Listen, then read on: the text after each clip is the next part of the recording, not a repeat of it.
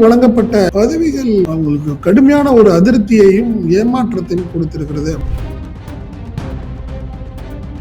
எப்படியாவது பதவி ஏதாவது வாங்கிடணும் அப்படின்னு நினைச்சேன். புதுக்கோட்டை மாவட்ட அமைப்பு செயலாளர்னு ஒரு டம்மி கொடுத்துட்டாங்க. விஜயபாஸ்கருக்கு ஒரு கடுமையான அதிருப்தி ஆயிடுச்சு. பொதுச்செயலாளர் புசியானதுட்டு அழுதே விட்டாங்க. இவங்க எல்லாம் வேண்டான்னு சொல்லி தானே தலைவரை இங்க ஒரு கட்சி ஆரம்பிச்சீங்க, நீங்க அங்க வந்து நம்ம எல்லாம் இருக்கோம், திருப்பி இவங்களே வந்து உட்காந்துட்டு இவங்கள்ட்ட கையை கட்டி நம்ம வேலை பார்க்கணும், அப்படி எதுக்கு தலைவரேன்னு சொல்லி அழுதெல்லாம் பார்த்துட்டோம். துணை பொதுச்செயலாளர்னு ஒரு பொறுப்பு அவருக்கு, யாருக்கு, எம்.ஆர். விஜயபாஸ்கருக்கு. இன்னொன்னு கரூர் மாவட்ட அமைப்பு செயலாளர்னு ஒரு பொறுப்பு, அவரையும் டம்மி ஆக்கி விட்டாங்க. நீ செந்தில் பாலாஜி நீ குறை சொல்ற அளவுக்கு நீ கட்ஸான ஆளானா நீ டம்மி. விஜயபாஸ்கர்ஸ் ரெண்டு பேரும் இப்ப என்ன நிலைமையில இருக்காங்கன்னா,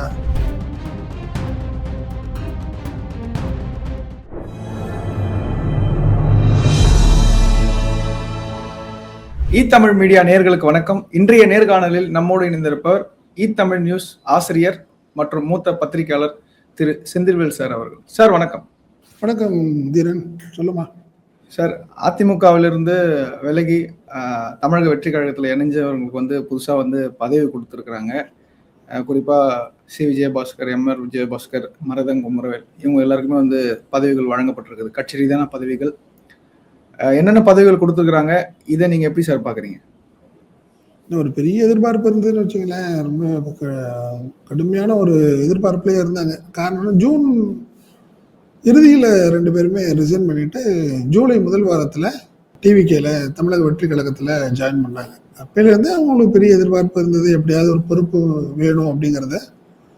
ரெண்டு பேரும் குறிப்பாக, மற்றவர்கள் எல்லாமே இல்லை, ஏன்னா நீங்கள் உடுமலை ராதாகிருஷ்ணனாக இருக்கட்டும், கடம்பூர் ராஜு, எம்.சி. சம்பத் அப்படின்னு அந்த மாஜிக் எல்லாமே ஜாயின் முன்னாடியே பண்ணிட்டாங்க. அதுக்கப்புறம் தான் சி. விஜயபாஸ்கர், எம்.ஆர். விஜயபாஸ்கர்லாம் வந்தாங்கன்னு வச்சுக்கோங்களேன்.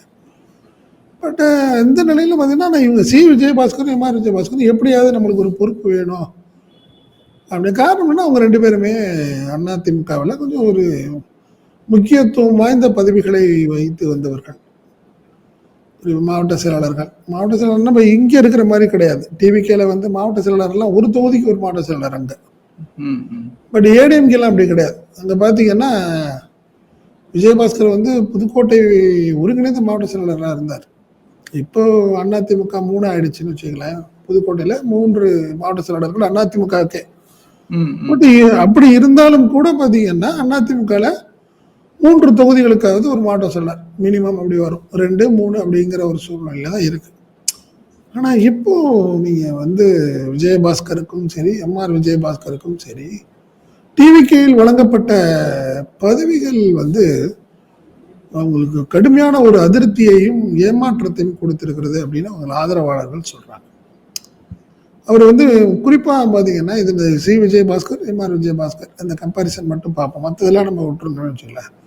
நீ மரகதம் குமரவேலா இருக்கட்டும், அதே மாதிரி இசக்கி சுப்பையா, அவங்க எல்லாமே அவங்க தனி கேட்டகரி. அவங்க எல்லாமே பெருசா அதிமுகவில் ஒரு பெரிய ஜாம்பாவனா இருந்தது.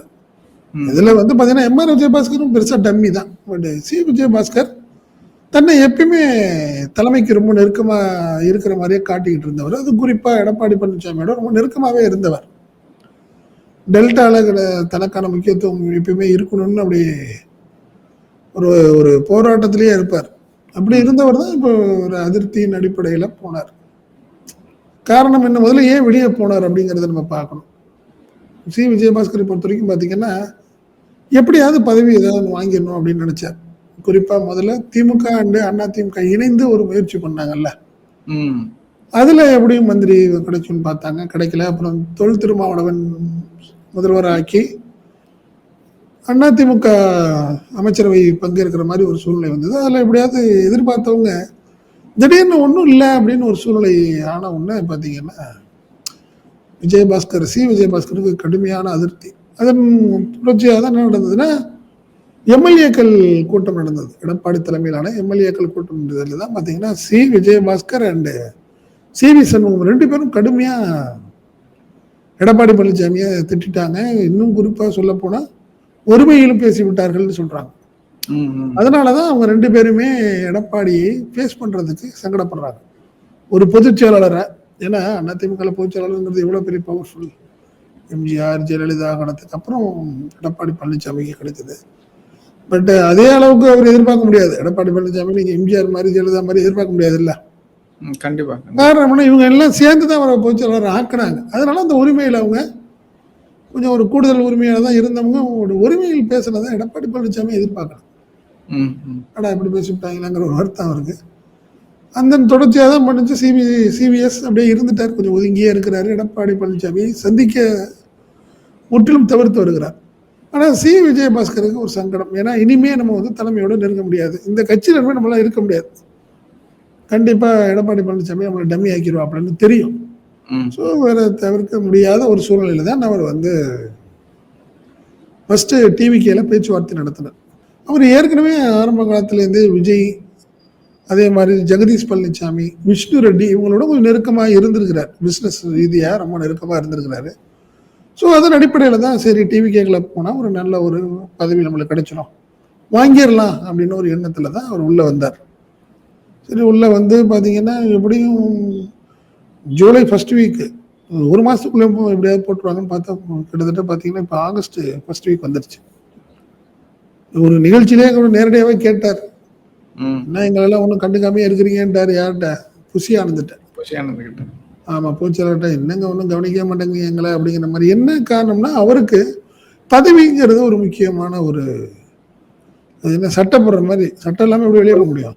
கொள்கை கோட்பாடுலாம் கூட ரெண்டாவது தான். அது அப்புறம் ஆமாம், சட்டம் எனக்கு இதோட பதவி வேணும், ஒரு மாவட்ட செயலாளர் பதவி கொடுத்தீங்கன்னா எனக்கு சந்தோஷமா இருக்கும், நான் மட்டும் என் வேலையை பார்த்துட்டு இருக்கேன். என்ன காரணம்னா அவர் விராலிமலை கொஞ்சம் ஒரு ஒரு செல்வாக்கா வச்சிருக்கிறார்.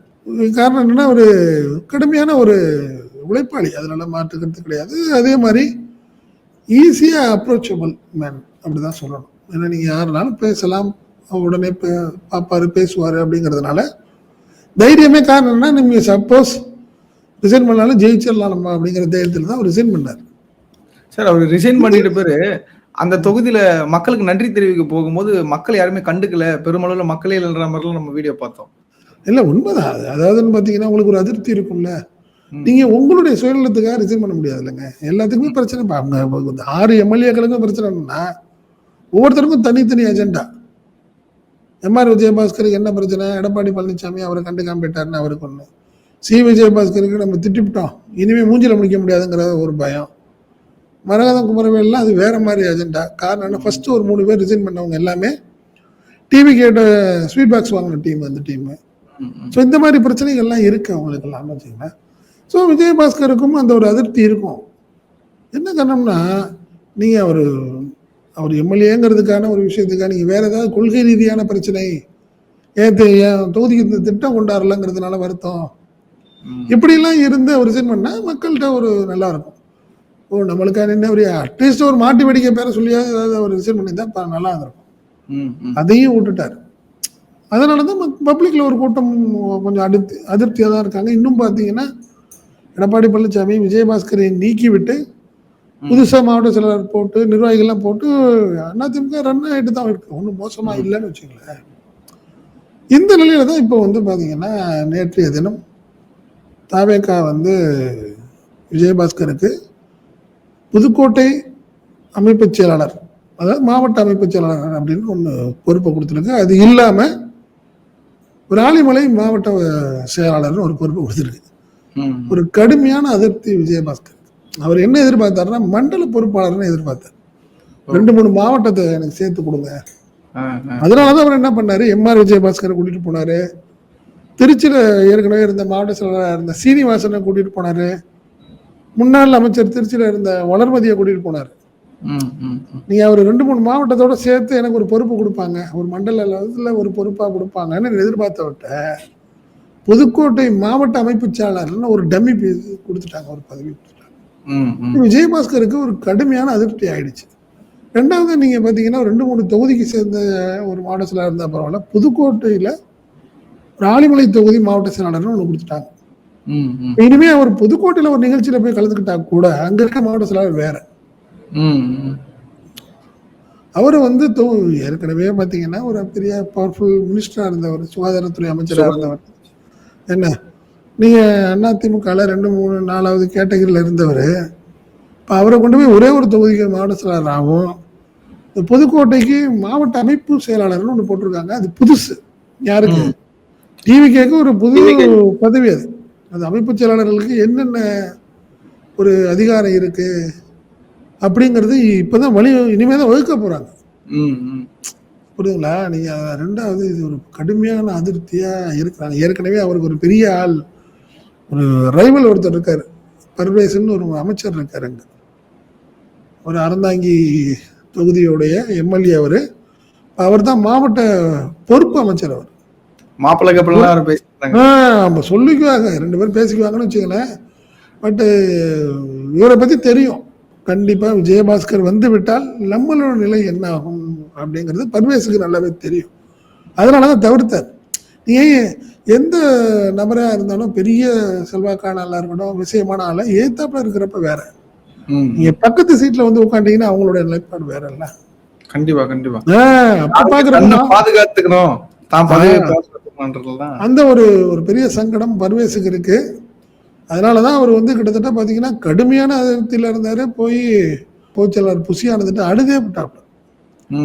இவங்க எல்லாம் வேண்டான்னு சொல்லி தானே தலைவரே இங்க ஒரு கட்சி ஆரம்பிச்சீங்க நீங்க, அங்க வந்து நம்ம எல்லாம் இருக்கோம், திருப்பி இவங்களே வந்து உட்காந்துட்டு இவங்கள்ட்ட கையை கட்டி நம்ம வேலை பார்க்கணும், அப்புறம் எதுக்கு தலைவரேன்னு சொல்லி அழுதெல்லாம் பார்த்துட்டோம். நான் பார்த்துக்கிறேன் கவலைப்படாதுன்னு சொன்னதுக்கு தகுந்தாப்புல முடிச்சு விட்டாரு புசியானது. யார? விஜயபாஸ்கர் முடிச்சு விட்டாப்புல. அமைப்பு செயலாளருக்கு என்ன அதிகாரம்னு தெரியல. அவங்க மாவட்ட செயலாளர்கள் ஏதாவது ஒருங்கிணைக்கிற வேலையா என்ன? ஏன்னா ஒவ்வொரு மாவட்டத்துக்கும் ஒரு அமைப்பு செயலாளர் போட்டீங்கன்னா அதுல என்ன இருக்கு அப்படிங்கிறது ஒரு விஷயம். விஜயபாஸ்கர் கடுமையான அதிருப்தி. இது சி விஜயபாஸ்கர் நிலைமை.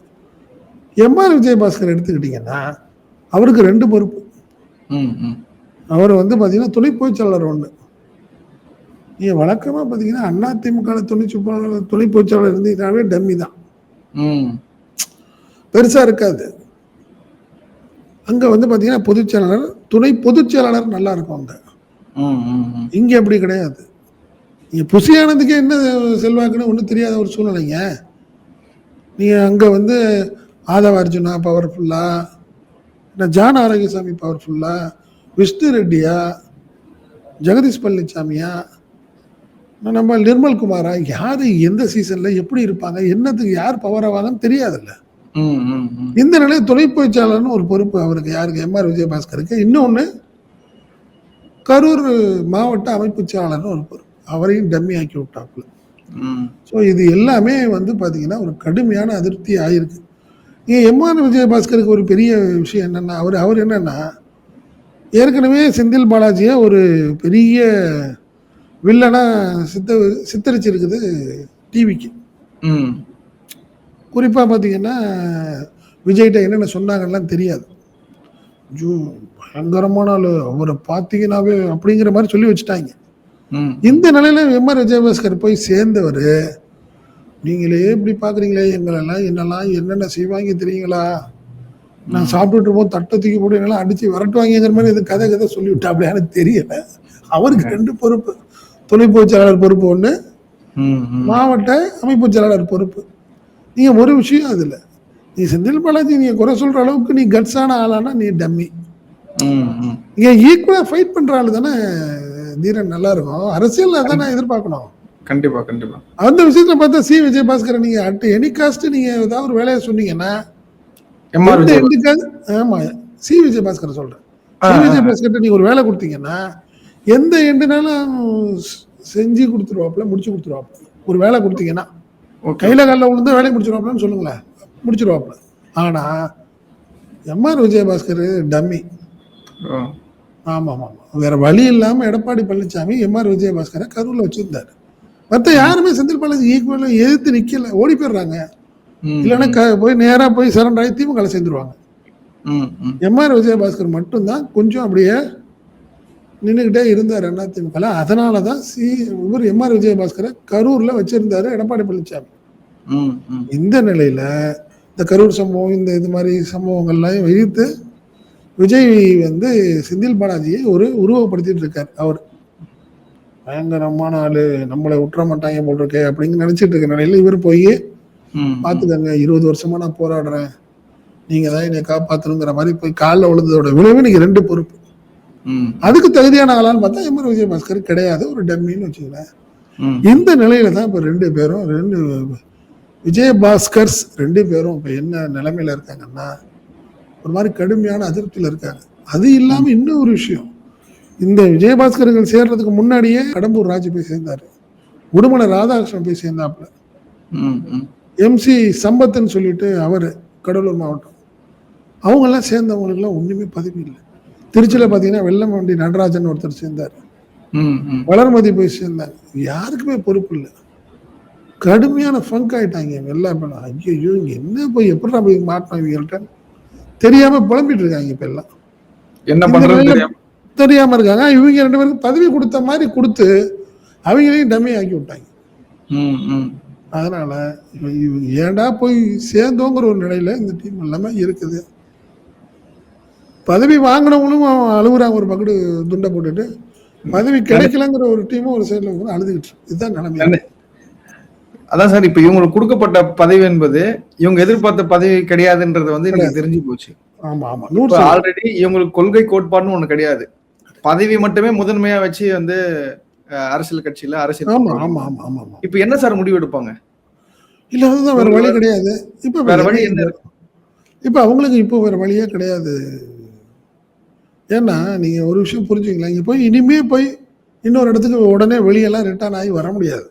போயாச்சு. ஒரு வழியெல்லாம் அனுசரிச்சுதான் போய் ஆகணும். இனிமே என்ன ஒரு விஷயம் தீரன், இப்ப நீங்க அதிமுக இருந்து பழகினவங்க, அவங்க ஜெயலலிதா கிட்ட அரசியல் கத்துக்கிட்டவங்கன்னே வைங்களேன். அந்த அம்மாவுடைய மனநிலை தெரியும், அந்த அம்மா எதை விரும்பும்னு தெரியும்.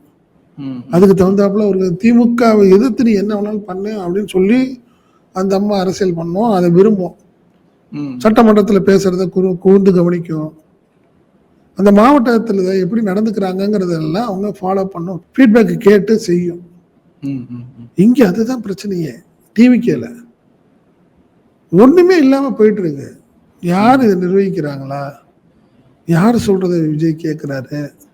இந்த கட்சியில உள்ள செயல்பாடுகள்லாம் தெரியுமா விஜய்க்கு? யாராவது போய் நோட் போடுறாங்களா? நல்ல ஆக்டிவா இருக்கிறவங்கள விஜய் என்னைக்காவது பாராட்டுவாரா தனியா? இல்ல இந்த பதவியில தூக்கிட்டு வேற ஒரு பதவி கொடுப்பாரான்னா எதுவுமே தெரியல. அங்க பெரிய ஒரு பிரச்சனை என்ன ஓடிட்டு இருக்குன்னா, ஏற்கனவே மன்றத்துல இருந்தவங்க எப்படி, அவங்களுக்கு நிலைமை என்ன, புதுசா வந்தவங்களோட நிலைமை என்ன, இதுதான் பிரச்சனை. நீங்க புதுசா சேர்ந்தவங்களுடைய லீடர் யாருன்னா ஆதவ அர்ஜுன். நீங்க ஏற்கனவே மன்றத்துல இருந்த பசங்களுக்கு லீடர் யாருன்னா புஷி ஆனந்த். யாரு தான் அங்க செல்வாக்கா காட்டிக்கிறது அப்படிங்கிறதுனால பழைய ஆட்களுக்காக போராடுறாரு புஷி ஆனந்த். புதுசா வந்திருக்கவங்களுக்காக போராடுறாரு ஆதவ. என்ன சோ இந்த ஒரு பெரிய குழப்பத்துல ஓடிக்கிட்டு இருக்காங்க. அதனால ஆனால் கட்சியை பொறுத்தவரை பெரும்பாலும் புஷி ஆனந்த் சொல்றதுதான் விஜய் கேட்டுக்கிறார். அதனால ஆதவ நம்பி போன ஆட்கள் எல்லாமே அப்செட். MR விஜயபாஸ்கர் ஆகட்டும், C விஜயபாஸ்கர் எல்லாமே ஆதவா அர்ஜுனுடைய என்ட்ரியில உள்ள போந்தவங்க. அதனாலயே என்னமோ தெரியல, டம்மி ஆக்கிட்டாங்களாங்கிற ஒரு கவலை அவங்களுக்கு இருக்கு. அதுதான் இப்போதைய நிலைமை. நேற்று வழங்கப்பட்ட இந்த புதிய பதவிகள்ங்கிறது அதிமுக வந்த மாஜிக்களுக்கு அதிர்ச்சியையும் வருத்தத்தையும் கொடுத்திருக்கிறது. என்ன செய்யுதுன்னு தெரியலன்னு எல்லாம் புலம்பிட்டு இருக்காங்க. அதுதான் இன்றைய நிலைமை. இவ்வளவு நேரம் உங்களது நேரத்தை ஒதுக்கி பல்வேறு அரசியல் நிகழ்வுகள் குறித்து உங்களுடைய கருத்தை சொல்லியமைக்கு நன்றி சார். நன்றிம்மா. நன்றி.